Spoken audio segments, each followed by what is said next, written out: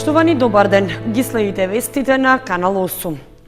Водостопанската подружница Брегалница и официјално ја заврши овогодишната наводнителна сезона на полињата во источниот регион.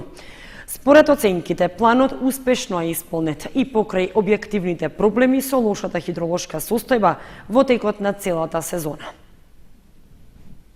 Запрено е испуштањето на водата од браната Калиманци во хидросистемот Брегалница, со што и официјално е означен крај на овогодишната наводнителна сезона.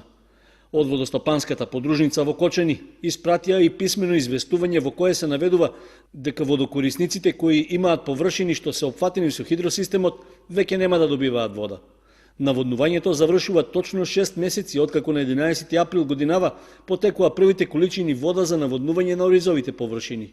Одговорните во водостопанската подружница велат дека капацитетот на браната Калиманци максимално бил искористен, па и покрај неповолната хидролошка состојба и сушата, како и други проблеми, планот за наводнување успешно бил приведен кон крај. Сезонова ја започнавме малку повеќе храбро, да не кажам многу храбро, затоа што планиравме да насееме некои 5000 и нешто хектари само под ориз. Меѓутоа, како што рековме, ради сушава, моравме да направиме редукција на самиот план и ги намаливме површината на нешто помалце од 3000 хектари само ориз. Меѓутоа, како што знаете, и апелиравме преку медиумите дека имавме проблеми со одредени земјоделци кои што на диво сеја, па така да површините нешто минимално се зголемија, со тоа беа, мислам, пријавени на надлежните институции и органи, беа санкционирани. Меѓутоа, како и да е, годинава некаде вкупно треба да сме околу 6000 хектари, вкупно збориме ориз и крски култури, полевани со вода од нашиот хидросистем. За успешно завршување на наводнителната сезона, освен акумулираните количини вода во Калиманци, биле користени и проточните води, што помогнало да не се јави поголем недостиг. За тоа колку била искористена акумулацијата покажуваат и преостанатите количини, кои се на кота на така наречена мртва вода. Моментално во браната останаа некаде околу 13 милиони, речи си на најминимално ниво во последните години и се гледаат оние точки кои што нас интересира како подружница Брегалница за санација. Ја гледаме косава пруга која што имавме проблеми со незе, сега е видлива, бидејќи е спуштена водата и ќе вршиме санација на незе, односно ќе има пескарење, фарбање и така натаму. Според Гоцев, планот за наводнување за наредната година ќе започне да се подготвува во предвидениот рок, зашто водостопанската подружница е и законски обврзана да го почитува. Доколку се јави потреба од корекции или измени, тие ќе бидат вметнати во текот на пролетната сезона идната година, откако ќе се согледа каква ќе биде хидролошката состојба, односно колкави количини вода ќе се акумулираат во вештачките езера од хидросистемот. 37 годишен кочанец завршил во болница во Скопје откако бил избоден со нож во тепачка, што се случила во неделата навечер. Во расправијата учествувале уште 2 лица кои биле приведени во полицијата, а се работи на расчистување на случајот. Со сериозни телесни повреди се здобило едно лице од Кочани, откако во тепачка било избодено со нож, па лекарите биле принудени да го префрлат на лекување во Скопје. Според известувањето од Министерството за внатрешни работи, во неделата околу 22 часот и 20 минути на улицата Јане Сандански во Кочани настанала вербална расправија, а подоцна и физичка пресметка помеѓу 3 лица. На една страна биле 37-годишниот ВА и 33-годишниот АД, кои му се спротивставиле на 58-годишниот ЛА. Првите двајца со дрвени стапови го удриле ЛА 2 пати во пределот на главата, пошто тој со нож на ВА му нанел повеќе убоди во пределот на телото. Поради сериозноста на убодите, веднаш била побарана медицинска помош од Кочанската болница, а откако биле констатирани повредите, ВА бил пренесен во клиничката болница во Штип, од каде е препратен во клиничкиот центар во Скопје. Останатите 2 лица во тепачката биле приведени во полициската станица во Кочани, а по овластување на јавен обвинител, увид на местото на настанот извршила полициска екипа. Од Министерството за внатрешни работи велат дека се преземаат активности за целосно расчистување на случајот, пошто ќе биде познато какви мерки ќе се преземат против учесниците во тепачката. 33 интервенции, од кои 26 на отворен простор и опожарена површина од 360 хектари, што е многу поголемо од претходните месеци, регистрира територијалната противпожарна единица на Кочани за месец август. Во септември пак за 10 дена регистрирани се 10 пожари. И покрај едукациите и апелите на противпожарната единица, свеста кај граѓаните за заштита од пожари не се зголемува. Не се подига свеста кај граѓаните за заштита од пожари и поголема внимателност, посебно со оган на отворен простор. И покрај апелите од територијалната противпожарна единица на Кочани, велат дека повторно има зголемување на бројот на интервенциите, овој пат и на површината која што е зафатена со пожар во изминатиот месец август. Територијалната противпожарна единица од Кочани во текот на месец август имаше вкупно 33 интервенции, од нив 26 интервенции на отворен простор со пожарена површина од 361 хектар, што е значително зголемување во однос на претходните месеци во однос на пожарна површина. Една техничка интервенција, една интервенција во објект, но исто така овде би можел да ги вкрстиме и оние 4 интервенции што ги имаме регистрирано како противпожарна единица, а кои што се однесуваат на укажување на помош на територијалната противпожарна единица од Виница и на противпожарната единица од Каменица во гасење, односно спарување со пожари на отворен простор на поголема територија. Што се однесува за почетокот на месец септември, во изминатиот период имаме регистрирано 10 интервенции, од нив 7 се на отворен простор, а останатите, значи 30 на објекти, меѓутоа би кажал дека повторно превладува она пожари на отворен простор кои што се однесуваат пред се на човечко невнимание, кои што се јавуваат како пожари. Би го извел овде пожар, односно интервенцијата што имавме како противпожарна единица во место викана Припор во непосредна близина на градот.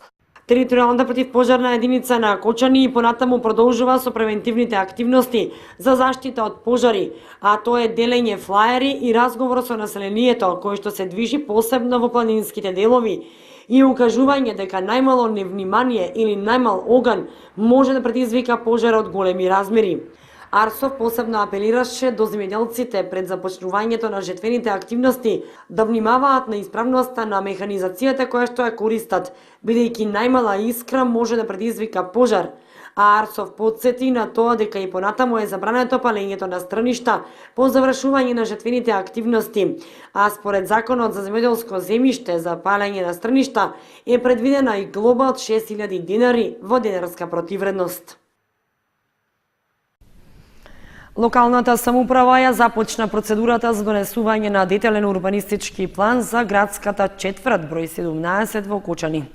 Тоа беше повод да се организира јавна презентација на која присутните корисници на парцели на споменатата локација ги искажаа своите забелешки што треба да се вклучат во планскиот документ. Голем интерес предизвика презентацијата на деталниот урбанистички план за градската четврт 17 во Кочани, што се одржа во салата на Советот на општината. Поголем број сопственици на стопански објекти што се наоѓаат овде дојдоа да слушнат за предложените решенија од урбанистите за уредување на просторот. Се работи за локацијата на старата индустријска зона, започнувајќи од некогашниот дрвно-индустријски комбинат Борис Кидрич, па се до стопанскиот двор на поранешната фабрика за хартија во близина на влезот на средното општинско училиште Гошо Викентиев, што опфаќа вкупно 24 парцели на површина од околу 46,5 хектари, наменети за стопанска дејност. Со презентацијата всушност започнува постапката за донесување на деталниот урбанистички план, а зашто во тек е и јавна анкета. Анкетата трае се до 29 септември 2017 година.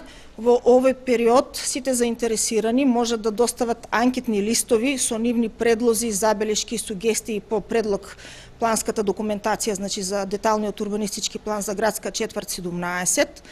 Значи да ги достават преку архивата на општина Кочани, а прилог кон анкетните листови треба да достават копија од катастарски план и имотен лист. Инаку анкетни листови може да се добијат и од архивата на општина Кочани и од веб страната на општина Кочани, а планот може да го видат сите заинтересирани исто така на веб страната на општина Кочани, значи графичкиот прилог е објавен на веб страната, како и соопштението за јавната анкета, додека дополнителни информации, значи на огласна табла пред општината, пред влезот на општинската зграда и во оделение за урбанизам во општина Кочани. Присутните на јавната презентација имаа забелешки за вметнување во планот на железничката линија, што овде веќе е изградена и се користеше за потребите на фирмите во овој дел од градот. Исто така мислења беа искажани и за сообраќајното поврзување со сервисни улици на постојните и планираните парцели. Предложениот детален урбанистички план за градската четврт 17 во Кочани го изработи проектантската фирма Билд од Скопје и по собирањето на мислењата од јавната анкета можно е да доживее известни измени. Инаку, во меѓувреме, ќе треба да се добијат и мислењата од надлежните министерства и јавни предпријатија, што значи дека донесувањето на планот ќе почека извесен период, односно можно е неговата важност да започне од наредната година.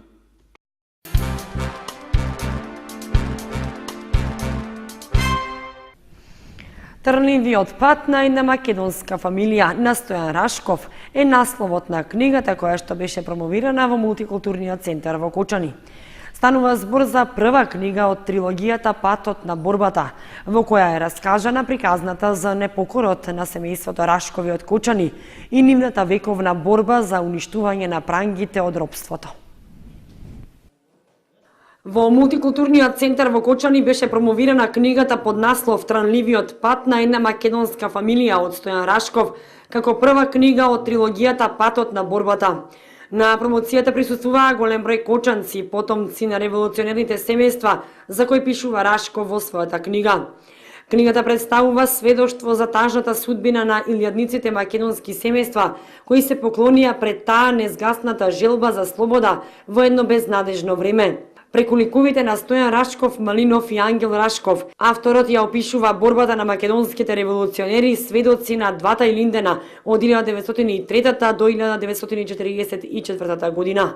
Се работи за книга за историјата на моето семејство, работена според архивскиот фонд кој го пронајдов во депо на архив на Република Македонија, односно Семен фонд Рашкови, број 1555, и посветив едно 2 години во истражување, притоа пронајдов многу документи и на крај ги склопив во една приказна со што ќе кочанската јавност ќе има можност да прочита малку поопширно што навистина се случувало во минато во Кочанскиот регион, односно во Сугорските планини. Мотивот за да напишам оваа книга тргнува од семејни приказни, односно како дете знаев неколку приказни за делото на мојот дедо, односно се работи за илинденецот Стојан Рашков Малинов, кој бил учесник во илинденското востание во четата на Христо Чернопеев и действувал во Сугорските планини. Неговиот син поклонил на државата архивски материјал, така што јас го пронајдов во депо, го доработив и успев да напишам една книга. Трнливиот пат на една македонска фамилија е прва книга од трилогијата Патот на борбата и во неја е раскажана приказната за непокорот на семејството Рашкови од Кочани и нивната вековна борба за уништување на прангите од робството. Истата за прв пат беше промовирана минатата недела во Скопје, а промоцијата беше со хуманитарен карактер, како и оваа во Кочани, каде што кочанската јавност, освен книгата, имаше можност да го види и целиот семен фонд на револуционерот Стојан Рашков Малинов, односно беа изложени негови лични предмети. Инаку, авторот Стојан Рашков е роден во Кочани 1988 година. Како студент живеел и работел во Бостон, Масачусетс, во САД. Дипломирал на економскиот факултет во Скопје преку ЕВАСА програмата, која е дел од Еразмус Плюс во 2016 година. Бил волонтер 2 месеци во Лиепаја, Летонија. Ова е прва книга проза на Стојан Рашков. 33 волонтери од Виница со гала вечер ги заокружуваат своите хуманитарни активности за 2017 година. По повод ПХВ неделата, Општинската организација на Црвениот крст Виница деновиве распишува и конкурс за есеј и фотографија на тема промоција на различности. Хуманистите од Виница заокружуваат уште еден проектен циклус од 5 успешно реализирани хуманитарни активности, кои наскоро ќе бидат резимирани со гала вечер. Подготуваме преку повеќе работилници, пред се пантонима, реклами поврзани со дејноста на Црвениот крст, ќе биде завршена овогодишната сесија на промоција на хумани вредности. Сето тоа ќе се одржува на 26 септември во Домот на културата Тошарсов во Виница. А по повод ПХВ неделата, Општинската организација на Црвен крст Виница деновиве распишува и конкурс за есеи и фотографија на тема промоција на различности. Конкурсот е на тема промоција на различности. При тоа конкурсот е за најдобар есеј и најдобра фотографија, односно оригинална фотографија кои што треба да бидат изработени од страна на младите луѓе, младите жители на општина Виница. Најдобрите дела од конкурсот ќе бидат пратени на државниот конкурс, а наградата за најдобрите е викенд патување во Струга.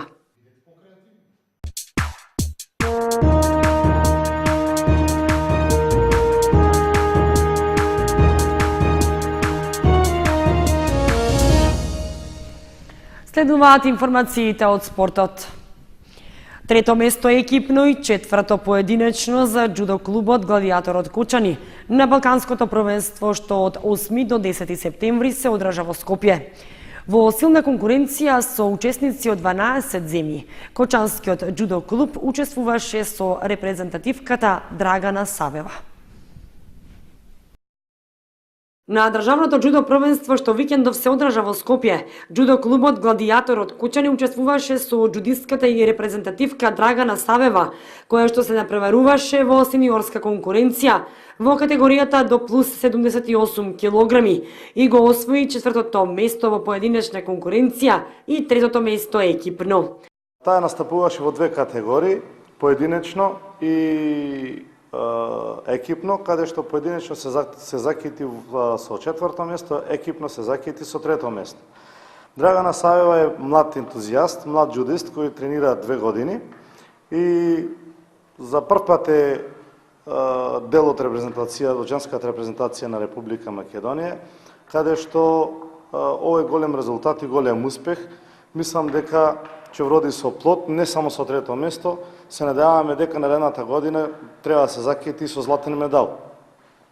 Меѓу другото, да го кажем и фактот дека и во машка конкуренција и во женска конкуренција се закитивме со третото место на екипно ниво против големата Србија и големата Турција, кои што вистина заслужуваат голем поздрав. Савева интензивно се подготвуваше и кондиционо и во сала за ова првенство и од клубот се задоволни од постигнатите резултати. Се занимавам со џудо веќе 2 години, од кои 1 година како надпреварувач. Сум учествувала на повеќе државни и меѓународни надпревари, но сега за прв пат, како член на македонската репрезентација, учествував на Балканско првенство, што е голем успех за мене и за нашиот клуб. Го представував нашиот клуб, нашиот град и нашата држава. Имаше многу јака конкуренција, јас се закитив во поединечно надпреварување со четврто место, а во екипното надпреварување се закитивме со трето место. Савева не застанува тука. Од клубот велат дека се подготвуваат за учество на меѓународниот турнир што на 8 октомври ќе се одржи во Прилеп. Уште една информација од спортот. Викендов се одиграа надпреварите во првенствата на првата фудбалска лига за жени и на втората лига Исток во машка конкуренција. И двата представника од Кучани се поразени, при што фудбалерките загубија како домакинки, а фудбалерите се вратија без бодови од гостувањето во Кавадарци. Во второто коло од првенството во втората лига Исток, фудбалерите на Осогово се вратија со празни раце од гостувањето во Кавадарци против Тиквеш. Како и што се очекуваше, жолто-сините против стариот и добро познат ривал имаат тешка задача и загубија со 2:1. Најавата за успехот на кавадарчани ја донел домашниот играч Лазарев со погодокот во 18-та минута на радост на околу 700 гледачи на градскиот стадион во Кавадарци. Со овој резултат завршило и првото полувреме, а во вториот дел Тиквеш ја зголемил предноста на 2:0 со голот на Симјановски во 83-та минута. Честа на Осогово, 10 секунди пред последниот свиреш на судијата, ја спасил Марио Атанасовски, кој успеал да ја погоди мрежата на домашниот голман Гелов. Во следното коло што се игра в сабота, Кочанскиот второлигаш на домашен терен ќе ја пречека Плачковица од Радовиш. И во правенството на првата фудбалска лига во женска конкуренција се одигра второто коло, во кое женскиот фудбалски клуб Кочани играше на домашен терен и доживеа убедлив пораз од 6:1 против екипата на спортски центар Истатов од Дојран. Ниту добрата игра не им помогна на домашните фудбалерки да им се спротивстават на одличните гостинки кои во Кочани дојдоа за да ги освојат бодовите и имаат целосен успех. Сепак, прв во водство дојде нашиот женски прволигаш, кој со голот на Ѓоргиева во 27-та минута поведе со 1:0. Радоста во домашната екипа траеше кратко, откако 10 минути подоцна гостинките изедначија со погодокот на Белистојановска во 36-та минута. Со нерешен резултат се отиде на пауза, а во второто полувреме дојранчанки покажаа зошто годинава се фаворити во лигата. Во 58-та минута Костеска ја доведе својата екипа во водство од 2:1, а потоа Петровска во 62-та, Јаковска во 72-та, Чонева во 74-та и Чубриновска во 88-та минута ја наполнија мрежата на домашната екипа. По второто коло, ЖФК Кочани без бодови е на дното на табелата, а следниот викенд ќе гостува во Битола против третопласираната екипа на Атлетико.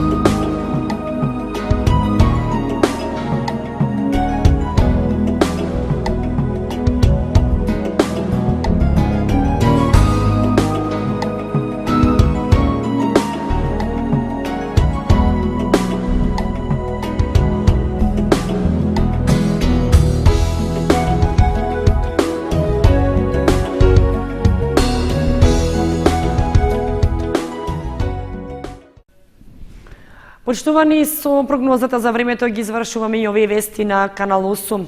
Останете и понатаму со нашата програма. Довидување.